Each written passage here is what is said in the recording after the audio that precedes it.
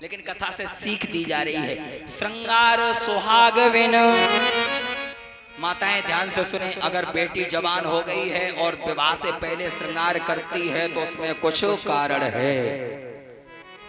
श्रृंगार सुहाग बिन, सूर्य आग बिन, पाना भाग बिना रे, पुष्प बाग बिन, संत त्याग बिन, और गाना राग बिना रे।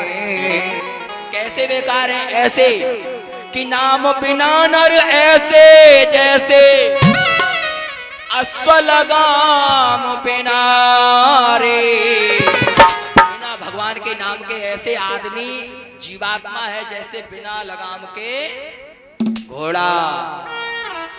अरे नाम बिना नर ऐसे जैसे अश्व लगाम बिना रे। चर जइयो जिव्या पापनी श्री राम के नाम बिना रे। भजन उठाया था किस लिए? छत्री आन बिन, हाथ दान बिन, भोजन मान बिना रे। भगवान कहने लगे हमें तेरे भोजन की जरूरत नहीं है। क्यों? क्योंकि मेरा तो न्योता सुबह सुबह विदुर जी ने घर से कर दिया है, और विदुर जी ने कानों से सुना कि मेरी तो मुलाकात भी नहीं हुई, लेकिन ठाकुर जी ने न्योता स्वीकार कर लिया। मुट्ठी बांध के दरवाजे दौड़ने लगे, विदुरानी विदुरानी विदुरानी, और दौड़ के विदुरानी ने फाटक खोला। क्या हुआ? क्यों इतने खुश दिखाई देते हो? बोले काम बन गया। बोले क्या बन गया? कि ठाकुर जी ने बिना मुलाकात के ही हमारा न्योता स्वीकार कर लिया है।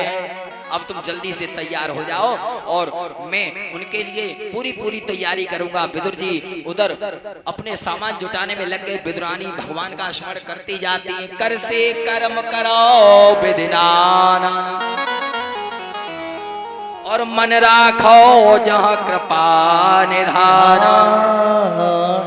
विदुरानी गई और नहाने के लिए स्नानगार में घुस गई।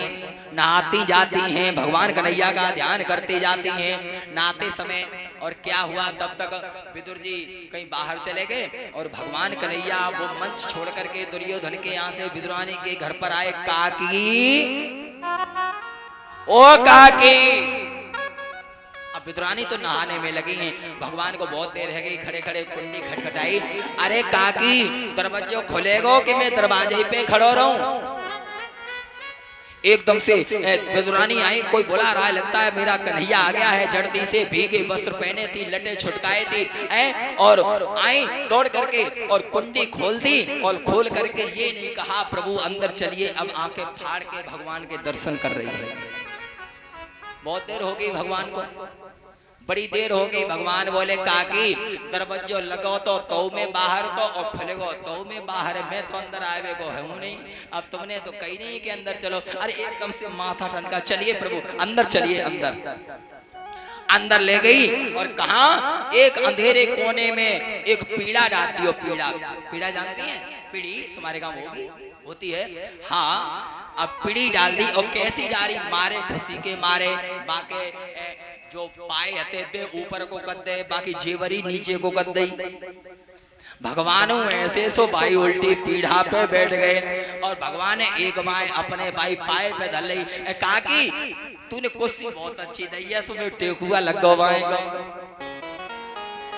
अब विदुरानी बड़ी प्रसन्न चित्त भगवान के भक्ति में लीन है। उनको ये नहीं समझ में आता है क्या करें क्या न करें, क्योंकि जब किसी की तैयारी करते हैं तो इतने प्रफुल्लित हो जाते हैं कि उनको पता नहीं चलता हम क्या से क्या बोल जाते, क्या से क्या कह जाते हैं। श्री सूत जी कहते हैं शौनकादृशियों, क्या काम हुआ?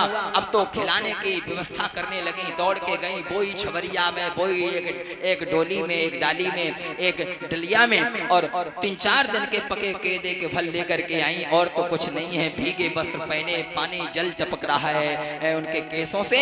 और क्या काम किया? लाला, मैं तेरा सम्मान करती हूँ और तू मेरा सम्मान करता। बड़े दिनों में आगमन हुआ है, इसलिए अब यही केला के फल तुमको खाने पड़ेंगे। और केला का गूदा छिला और छील करके गूदा पीछे, छिलका मुंह में, गोदा पीछे, छिलका मुंह में। और भगवान बड़े चाव से खा रहे। ये स्वाद तो कभी रुक्मिणी के भोजन में नहीं आया।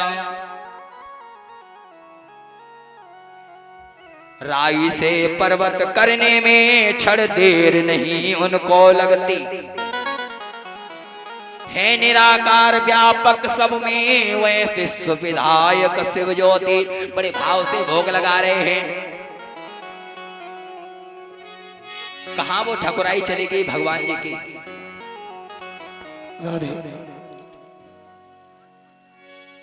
धर्म प्रेमी सज्जनों,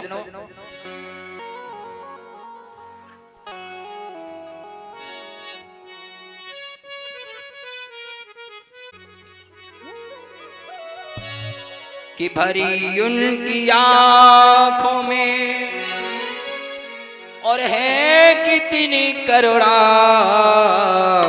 जाकर सुदामा पुजारी से पूछो, जाकर सुदामा पुजारी से पूछो, जाकर सुदामा पुजारी से पूछो। दयावान है वो तो दयावान है प्रभु जी, भक्तों के हितों में जाकर भिखारी दुलारी से पूछो, जाकर सुदामा पुजारी से पूछो।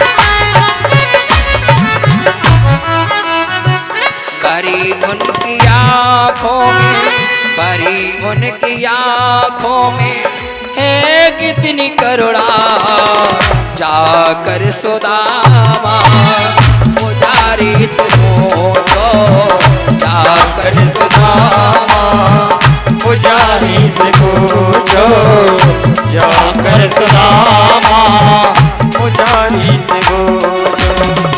दयावान है मेरे, दयावान है मेरे बाके बिहारी, जाकर भक्तों की भिखारी से पूछो, जाकर सुदामा भिखारी से पूछो।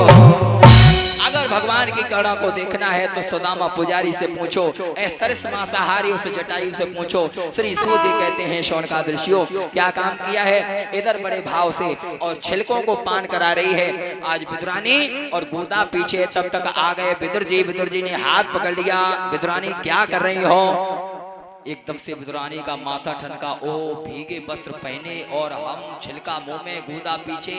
एकदम से ठाकुर जी ने और क्या काम किया, और प्रसाद दे दो ये वाली हमारे काम किया है।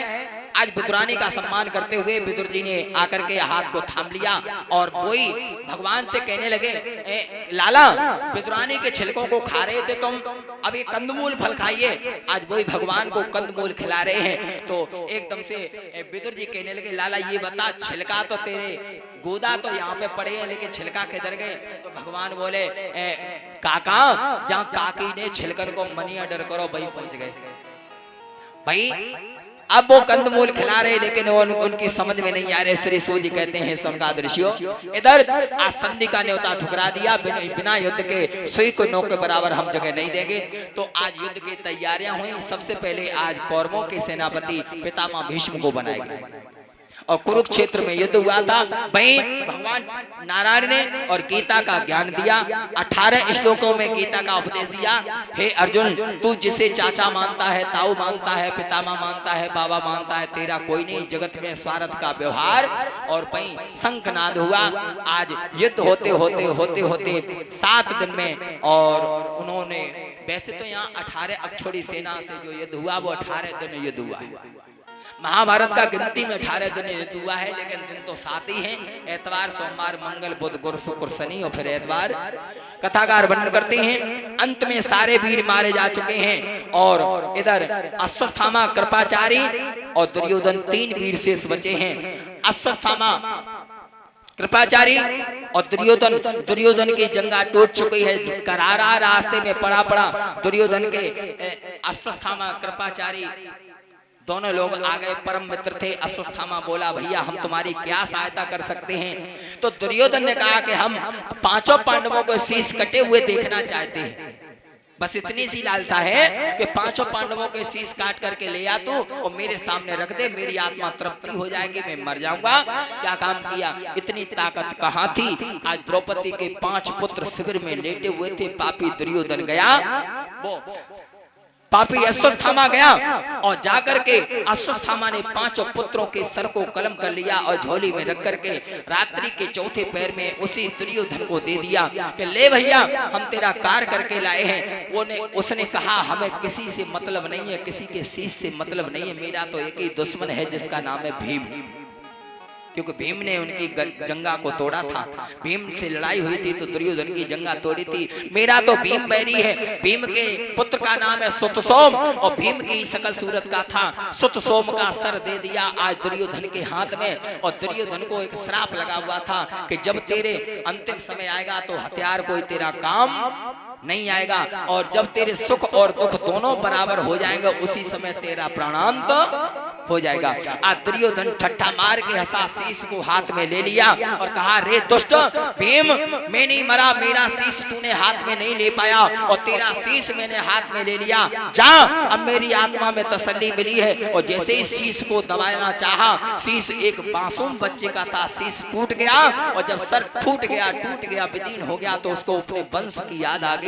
हमारे वंश में 5 पुत्र द्रौपदी के बचे थे, तू उनको मार करके आया है बैरी अश्वत्थामा। उसी समय सुख ये हुआ कि भीम का सर ले लिया, सुखी हुआ। जब अपने वंश की याद आई तो घोर दुख हुआ, सुख दुख दोनों समान हुए। उसी समय दुर्योधन का प्राणांत हो जाता है, मर जाता है दुर्योधन। सुख दुख दोनों बराबर हुए, मर गया। और सुबह उठ करके द्रौपदी कभी इस धड़ से चिपकती है, कभी उस धड़ से चिपकती है, रोती है, बिलकती है और कहती है, बेटा